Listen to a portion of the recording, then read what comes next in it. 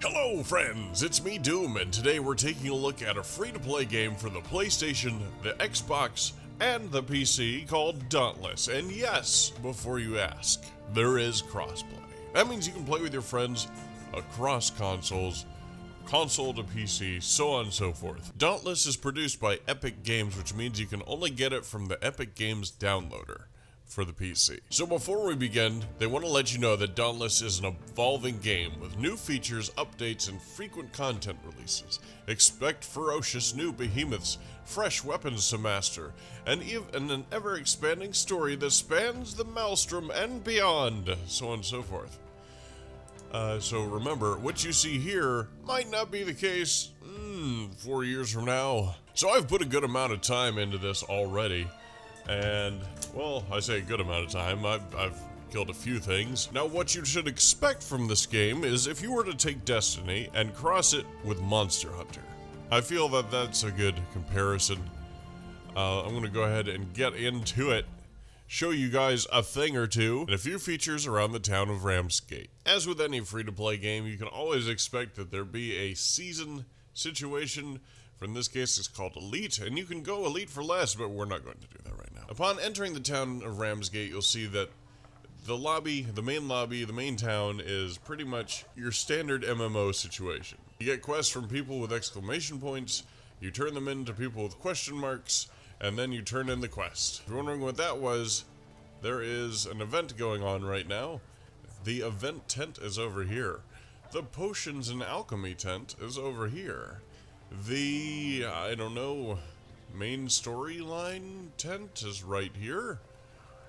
This guy can handle cores for you, and we'll talk about cores in just a moment. Don't ignore me, Slayer. If you're not into melee weapons, you can get your guns right here. Not to mention, you may run into a familiar voice actor. I would speak with you.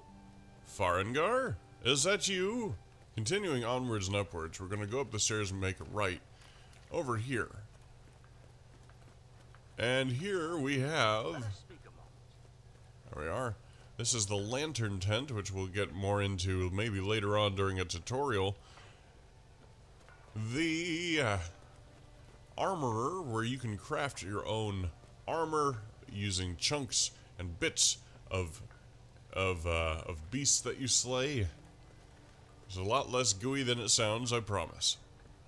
And of course the weaponsmith, where you can do the same thing but with weapons. Now there's a lot more room here for future expansion, perhaps. So now that we've covered the quest givers, let's go over here and check this out. This is a mission board.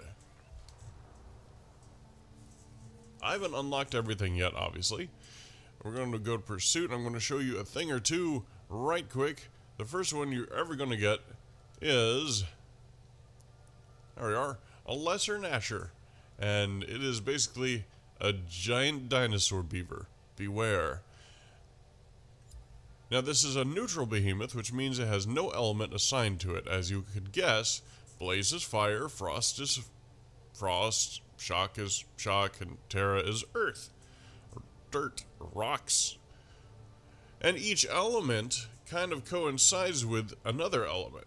For example, Blaze weapons would be good against a Frost behemoth.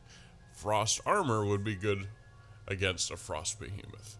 Shock weapons would be good against a Terra behemoth. Terra armor would be good against Terra behemoths. That kind of deal. And of course it goes in opposite as well. Each behemoth has its own weakness, its own strategy for defeat. How to neutralize, how to lessen the effect of their attacks, and, how to all-out beat them depends on teamwork and strategy. Sometimes it's best to learn from other players. Alright, Recruit, today we're going to be talking about how to neutralize a behemoth while reducing its attack power and effectiveness. Oh. So, mystery strategy. Yes, Recruit, strategy. If an enemy attacks you with his tail, what do you do? You dodge it. What did I just say about reducing the attack power of your opponent, recruit? Oh, you dodge it. You cut it off!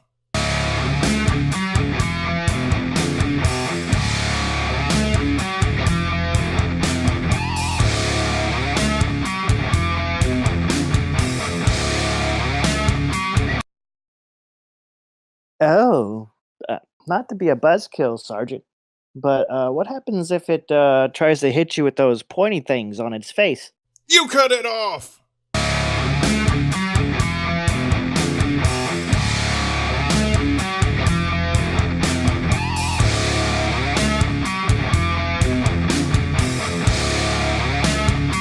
Well, that was a thing. So besides being able to upgrade your armor and weapons using cores of your fallen foes, another way to do it is to add aspects to them using these cores. Yes, these cores are different from those cores, and you can have them awarded to you by performing different tasks. Here's just a general idea of a few of them. Grants a chance to half damage.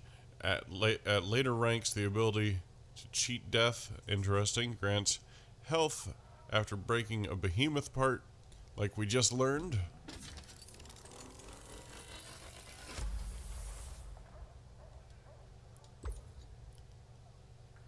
Temporarily increases attack speed after dodging through a behemoth's attack. Increase your damage when your health is low. So that's it for this episode of Free to Play Monday, but questions still remain. For example, would you like to see tutorials on this game? Would you like to perhaps get some strategies in? Is there a favorite behemoth that you have? Let me know down in the comments below, and we can find out the answers to those and more on the next episode of VonDOOM Gaming!